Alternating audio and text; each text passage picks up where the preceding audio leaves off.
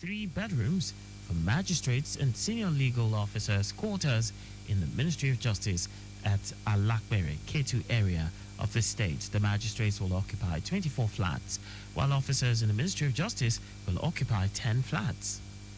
Governor Sanwo-Olu handed over apartment keys to the Chief Judge of Lagos, said the development will boost the morale and productivity of legal practitioners to deliver effective and efficient justice service delivery for residents. And what he will do, it will ensure that our officers that are here, they will dispense justices, without fear of favor. They will do their job and will provide adequate security for them.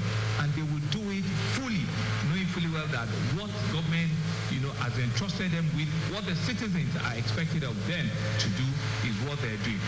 Chief Judge of Lagos, Kazeem Alugba, commended the governor for improved welfare packages for the judiciary, with a promise that the gesture will inspire them to do more.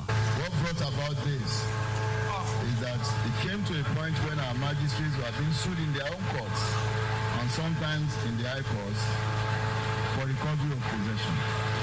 You all know how embarrassing that could be. And so we cried to the governor, briefed him about the situation, and he said we must find something to do about it. In order to cut time short, this is the manifestation of the promise of Mr. Governor. The Chief Judge implored the beneficiaries to reciprocate the state government's gesture with improved productivity, assuring that more welfare packages will soon be unveiled. Governor Sanwo-Olu also inaugurated the Deputy Sheriff Warehouse in Majidun area of Ikorodu to house seized goods in a secure environment at a cost, pending appeals at the court.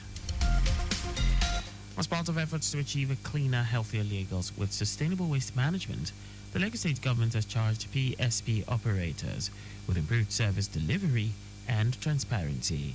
Addressing a strategic meeting with the Association of Waste Managers of Nigeria, AWAM, Commissioner for the Environment and Water Resources, Tokunbo Wahab, declared that the modes of operation of PSP operators must be digitalized and accessible. The Commissioner stated that the association should put in place proper data collation and enumeration of all commercial and private facilities being serviced, as this process will increase accountability and allow operators carry out their responsibilities seamlessly and efficiently. Wahab said the government is aware that PSP operators need some interventions and subsidies, saying that they must be open and broadly expatiate revenue generation and expenditures. He said a continuous increase in population with a corresponding increase in the generation of waste has necessitated the need for LOMA to assist the operators in clearing black spots, stating that several complaints were received from tenements about non-functioning assigned operators.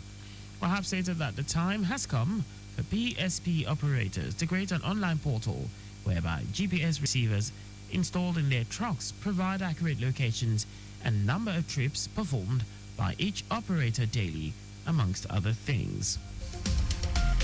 Over 1 million people across the Lagos metropolis have been connected through the microfiber project targeted at delivering 600 kilometers of optic fiber and ducts for increased digital penetration. Commissioner for Science and Technology, Tubosun Alake, who stated this at the 2025 ministerial press briefing to mark the second year of the second term of Governor Babajide Sanwo-Olu's administration, noted that the plan is on the way to introduce the Lagos State Innovation Bill to make the state science and tech creative-driven economy. Alake said the state, through the Lagos State Science Research and Innovation Council, has funded over 70 researchers with universities, paid 800 million naira in grants for research development and support for over 60 startup capitals. According to the Commissioner, the Lagos State Residents Registration Agency, LASRA, has registered over 6 million locations, out of which 4 million people are adults and 2.4 million children, and hopes to increase the figure to 10 million registered residents in the next 2 years. Alake hinted that artificial intelligence-powered chatbots will be launched soon to enhance service delivery in e-governance services, noting that the governor will be able to sign files electronically for automation Lagos base. We are every day strengthening our cyber position. We have the Cybersecurity Council that helps us to drive strategy and policy and helps us to improve the tools that we are using. We are employing more protective gadgets to be able to safeguard a lot of the digital assets that we use. And so our cybersecurity posture is improving. It's not perfect, but it's improving.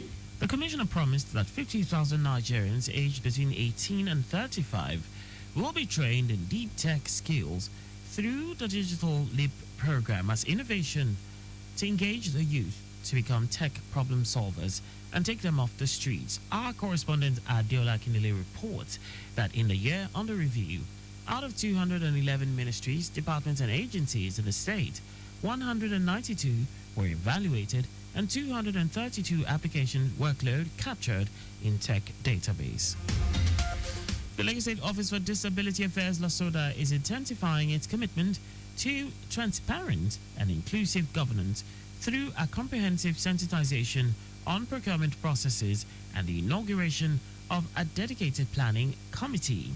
General Manager of LASODA, Adenike Oyetunde Lawal, stated this when hosting the Procurement Process Review Committee, reaffirming the agency's unwavering commitment to full compliance with all procurement regulations. She emphasized that LASODA will exclusively engage contractors duly registered with the Lagos State government, guaranteeing adherence to legal frameworks. In response to a detailed presentation outlining the procurement process flow chart and the roles of key stakeholders, the Director General of the Lagos State Public Procurement Agency, Fatai Onofowate, lauded LASODA's proactive approach. He emphasized that the fundamental purpose of the procurement process is to secure optimal value for public expenditure and ensure that all project and program transactions adhere to due process, thereby bolstering transparency, accountability, and cost effectiveness. Onofowate assured LASODA of the state government's full support in making its procurement processes disability inclusive. And that's all for the state news at 7. Slow down at road junctions, intersections, and pedestrian crossings. You can follow us and like all our various social media platforms.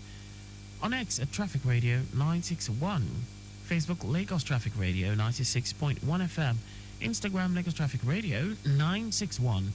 On YouTube, subscribe and watch us live on our channel, Traffic Radio 961. Our website is www.trafficradio961.ng.